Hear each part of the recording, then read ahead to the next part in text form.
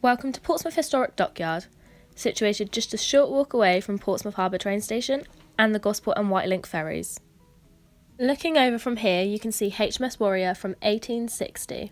Let's first talk about the history of the dockyard. It was home to the world's first dry dock, built in 1495. No visible traces of the medieval dockyard exist today. So, let's go and take a look.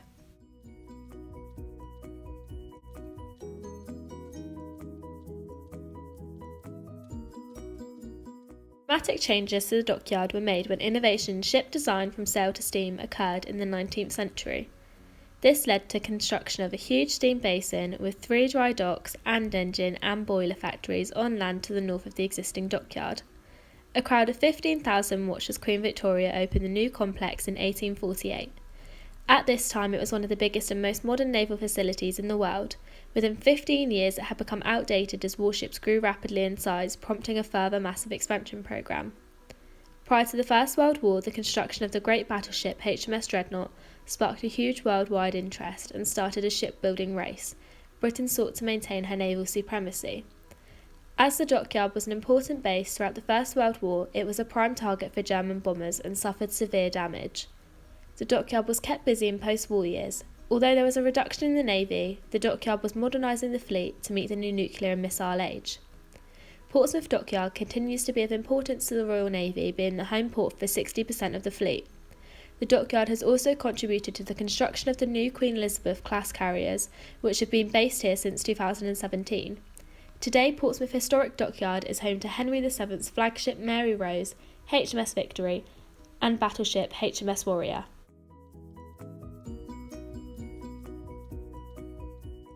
Let's start with HMS Victory, which was one of the most famous warships in Britain's naval history, as the ship served as Vice Admiral Lord Nelson's flagship at the Battle of Trafalgar, making her one of the UK's most cherished visitor attractions.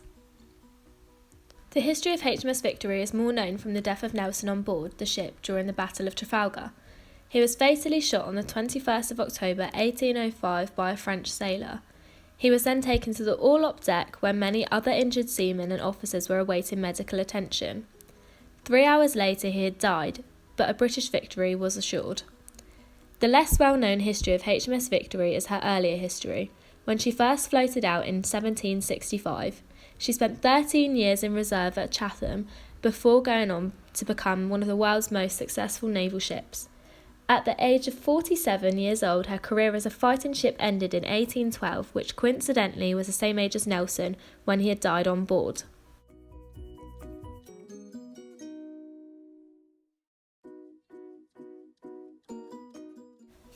As you can see on the top deck, the stairs are very steep and small. Unfortunately, if you were to be visiting with children in a pushchair, this attraction wouldn't be suitable for you. This attraction also would not be suitable for those who have a physical disability which affects their walking or balance. Likewise with the elderly, as it has slippery floors, uneven surfaces and steps that are hard to climb. But for those of you that can access the top deck in this attraction, it's a lovely place to come and see over the dockyard and some of Portsmouth too.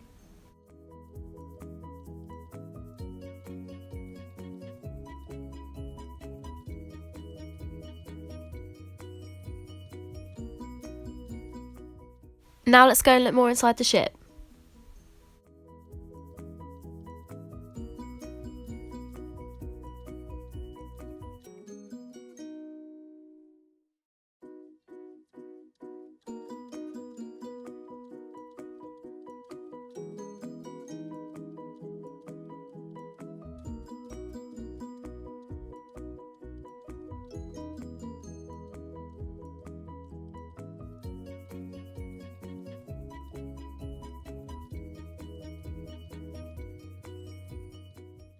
Again, when leaving the ship, the stairs are slippy, but there's a handrail provided.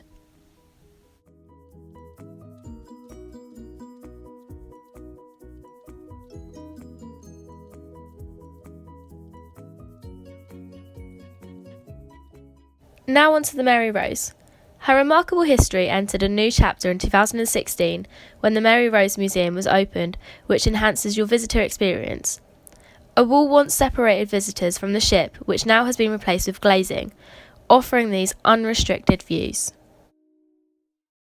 The Mary Rose was raised from the Solent in 1982 and has been painstakingly preserved over 36 years, being the only 16th century warship on display in the world. She was Henry VII's favourite warship that was raised from the seabed more than 470 years after sinking off the coast of Portsmouth in 1545. The Second French War in 1525 saw Mary Rose help escort troops over to France and then sail home to Dartmouth. Between 1522 and 1535, Mary Rose was kept in reserve. As she was a large ship, she wasn't economical to operate despite the constant threat of war. In 1527, she was caulked and repaired in a new dock at Portsmouth. Archaeologists and volunteer divers spent years excavating every centimetre of the ship, uncovering precious artefacts. Nearly 19,000 items were recovered, most of which are now here on display.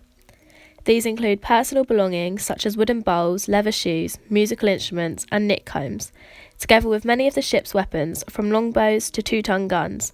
By the use of forensic science, the museum is able to offer a unique insight into the life of crew members and reveal their stories.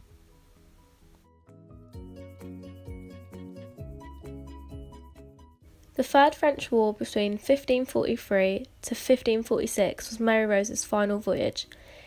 In the early July, the French fleet set sail and entered the Solent with 128 ships. The English had 80 ships in place, including the Mary Rose. Due to the fighting vessels being most effective in sheltered waters, the English retreated here into Portsmouth Harbour.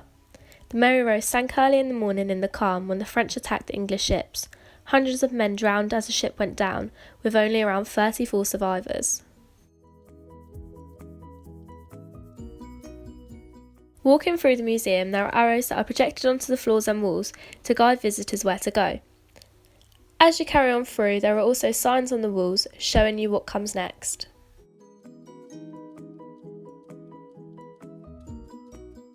For those who may struggle with stairs, there are handrails provided for a bit of assistance. And for those who can't manage the stairs, have pushchairs or wheelchairs, there are lifts which can help you get to all floors of the museum. So that children can enjoy their day out, the museum has interactive learning. This includes touchscreen games, dress-up areas,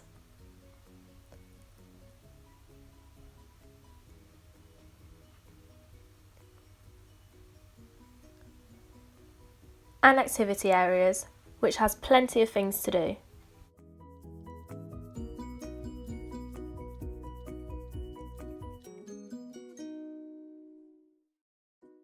Now it's time to go and see HMS Warrior. Here we have HMS Warrior. HMS Warrior was launched on 29th of December 1860.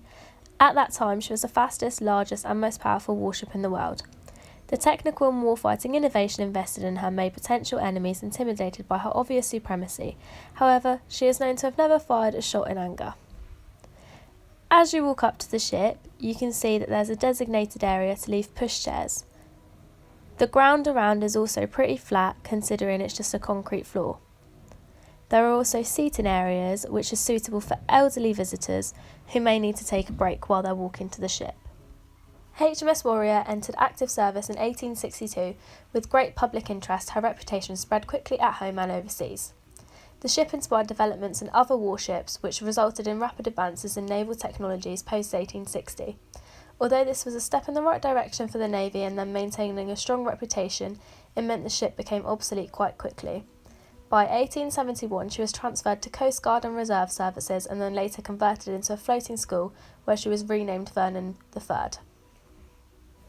The history of HMS Warrior continues to her being put up for sale as scrap in 1924, but no buyer could be found. She was then renamed again as she was converted into a floating refuelling pontoon at Pembroke Dock, which was closed in 1978. This led to the Manifold Trust saving her as the last surviving member of Queen Victoria's renowned Black Battle Fleet. Her original presentation from launch was restored in Hartlepool, and she later returned to Portsmouth on the 16th of June 1987, and has since been on public display as a living ship, which provides us with an insight onto the life on board an elite warship from the Victorian era. This attraction is suitable for all types of customers coming to visit Portsmouth Historic Dockyards. There are even chairlifts for those who aren't able to use the steep stairs.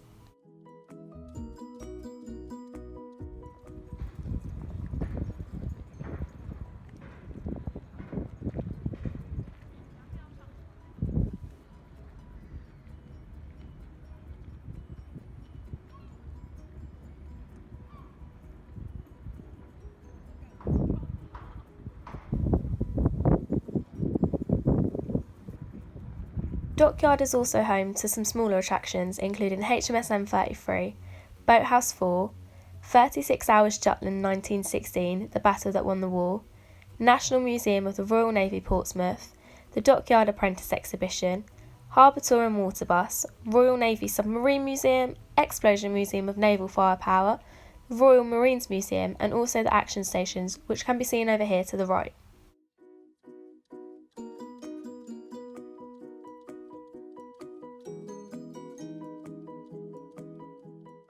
The action stations provide entertainment particularly for families and children through small stations that require some thought but provide a lot of fun.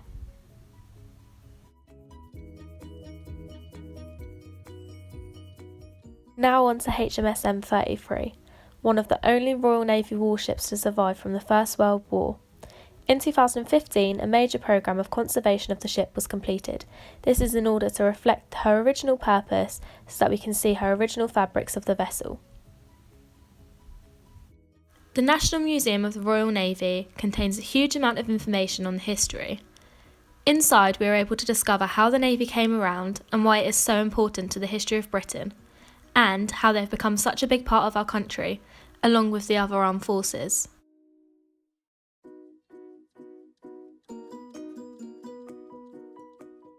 Walking around, you can see inspirational ex-members of the Navy with information about what they did that was so important, telling the story of their impact they left. You can also see old parts of boats and inventions that made them so successful a long time ago. There's also a children and family area full of soft play and dressing up. This allows children who may not be able to read yet to learn through play.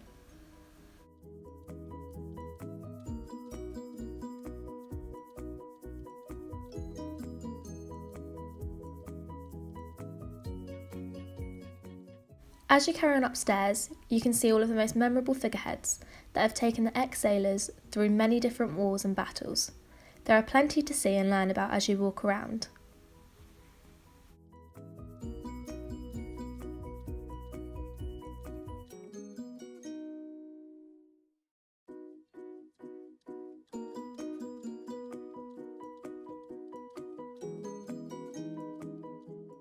There are even games, and there's also a viewing platform to look over at sea and the rest of the dockyards.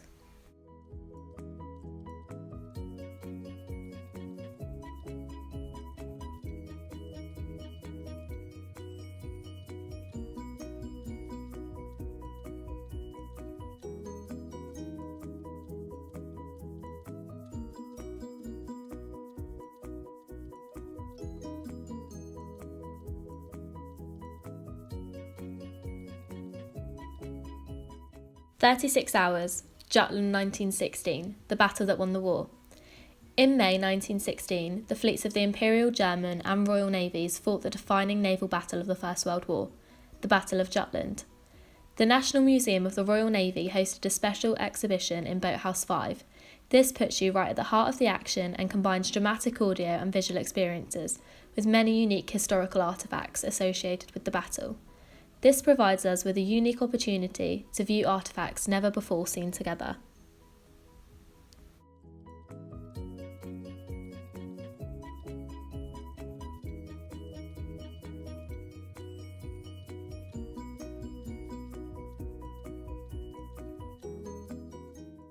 I hope that you have enjoyed my guided tour and have learnt something new about the history of Portsmouth and the Royal Navy. Also that you have learnt more about what is offered here in Portsmouth as an interesting day out. Thank you for watching.